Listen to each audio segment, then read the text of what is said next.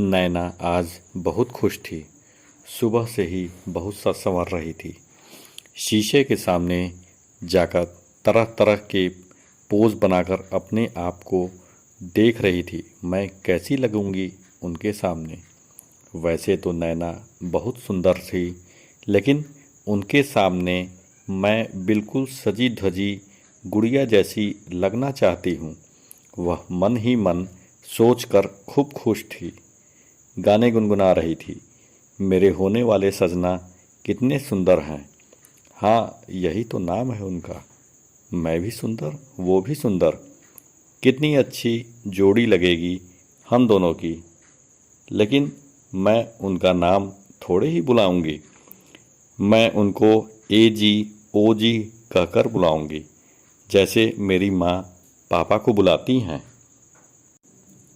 तभी बर्तन के पटकने की आवाज़ के साथ पापा के चीखने चिल्लाने की आवाज़ आने लगी। इसके साथ ही भाभी और माँ भी उसमें शामिल हो गईं। इन तीनों के बीच किसी बात को लेकर झगड़ा हो रहा था। ये झगड़ा इस घर के लिए रोज़ की बात थी। नैना ने सोचा, मैंने किस घर में जन्म लिया है जहाँ रोज़ आए दिन किसी न किसी बात पर झगड़े होते ही रहते हैं। अभी वह यह सोच ही रही थी कि इस झगड़े में उसके बड़े भाई के भी शामिल होने की आवाज़ें आने लगीं। नैना वहाँ का झगड़ा रोकने के लिए उन सब के पास पहुँचती है। अभी तक वहाँ जो बातों से झगड़े हो रहे थे, वहाँ अब मारपीट का दौर शुरू हो गया। नैना की माँ ने भाई को तो भाई ने भाभी को तमाचे जड़ दिए। इस बात पर भाभी ने आओ देखा न ताओ भाई के भी गाल पर उल्टा तमाचा जड़ दिया। नैना ने उन लोगों को झगड़ा करने से रोकते हुए कहा, क्या आप लोगों को आज के ही दिन झगड़ा करना था?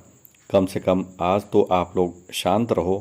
क्यों मेरा काम बिगाड़ने पर लगे हो?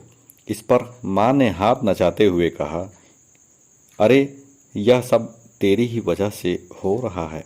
नैना ने कहा कि क्या मैंने तुम लोगों से कहा कि तुम लोग झगड़ा करो? इस बात पर भाभी ने कहा, देखो तुम्हारी शादी के लिए हमारे पास दहेज में देने के लिए कुछ भी नहीं है कलमुही।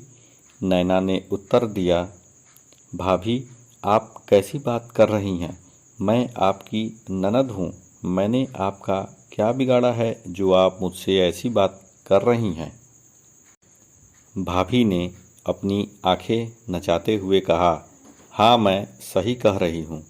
आज तुझे देखने जो भी आए बिना दान दहेज के ही यहाँ से ले जाए तो ठीक है, वरना मैं तुम्हारे भाई को एक भी पैसा तुम्हारी शादी में नहीं लगाने दूंगी। नैना यह सुनकर रुआंसी हो गई। वह वापस अपने कमरे में आ गई। शाम के समय नैना को देखने रोनित और उसके घर वाले आए। उन्हें नैना बहुत सुंदर और अच्छी लगी। देखते ही उन्होंने हाँ कह दी। दहेज के नाम पर दोनों पक्षों में इस बात पर सुलह हुई कि लड़की चूँकि अच्छी है, इसलिए हम थोड़े में ही गुजारा कर लेंगे। इसके बाद उन लोगों ने सगाई की तारीख फिक्स कर दी। करीब 15 दिन बाद दोनों की सगाई हो गई। दोनों ही पक्षों से सभी रिश्तेदार और भाई बंधु इस समारोह में शामिल हुए। नैना और रोनित दोनों ही एक दूसरे को पाकर बेहद खुश थे। शादी की डेट भी करीब 4 महीने बाद की फिक्स हुई थी। इस दौरान दोनों फ़ोन पर घंटों बात करके अपने दिल का हाल चाल सुना लेते थे। नैना अपनी सगाई के बाद और ज़्यादा खुश रहने लगी, लेकिन उसके घर वालों का रवैया जैसे का तैसा ही रहा। आए दिन बात बात पर झगड़ा करना उन लोगों का जैसे शौक बन गया था। एक दिन किसी बात पर उन सब में झगड़ा हो रहा था। झगड़े का केंद्र उस दिन नैना की शादी में दहेज का था।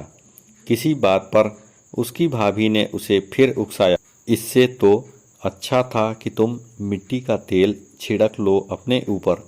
नैना उस समय बेहद गुस्से में थी और गुस्से में इंसान अपना अच्छा बुरा क्या है नहीं समझ पाता। नैना को भी कुछ समझ में नहीं आया। उसने किचन में रखा मिट्टी का तेल उठाया और अपने ऊपर छिड़क लिया। उसने किचन का दरवाज़ा अंदर से बंद कर दिया और आग लगा ली। भाई और बाप ने किसी तरह दरवाज़ा तोड़कर उसको पूरा जलने से बचा लिया, लेकिन उसका चेहरा और सीने का भाग जल चुका था। डॉक्टरों ने उसे बचा तो लिया, लेकिन उसके चेहरे और सीने को खराब होने से नहीं बचा पाए। नैना का सुंदर चेहरा जलकर बेकार हो चुका था। जिस चेहरे को शीशे में देखकर वह इठलाए बिना नहीं रह पाती थी, अब वह उसी शीशे में अपना कुरूप चेहरा नहीं देखना चाहती थी। इतना सब होने पर उसके ससुराल वालों ने सगाई तोड़ दी। रोनित ने भी फ़ोन पर बात करना बंद कर दिया। इससे नैना अंदर तक टूट गई।